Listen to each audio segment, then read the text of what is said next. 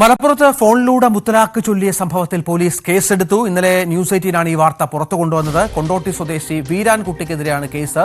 സ്ത്രീധന പീഡനം, ഗാർഹിക പീഡനം, മാനസിക ശാരീരിക ഉപദ്രവിക്കൽ, നിയമവിരുദ്ധ വിവാഹബന്ധം വേർപെടുത്തൽ എന്നീ കുറ്റങ്ങൾ ചുമത്തി. CBI അനുമോദ് വിവരങ്ങൾ പങ്കുവെക്കും. അനുമോദ്, ഇതുമായി ബന്ധപ്പെട്ട് നമുക്കറിയാം രാജ്യത്ത് നിയമമുണ്ട്, കുറ്റകരമാണ്. ഇപ്പോൾ അത് പോലീസ് അത്തരത്തിൽ മുന്നോട്ട് പോവുകയാണോ?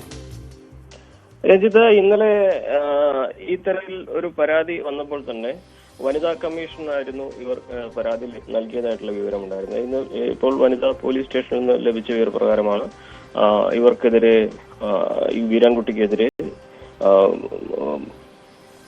ഗാർഹിക പീഡനം, സ്ത്രീധന പീഡനം, മാനസികമായും ശാരീരികമായും ഉപദ്രവിക്കൽ, നിയമവിരുദ്ധ വിവാഹബന്ധം വേർപെടുത്തൽ തുടങ്ങിയ കുറ്റങ്ങൾ ചുമത്തിക്കൊണ്ട് ഇപ്പോൾ കേസെടുത്തിരിക്കുന്നത്.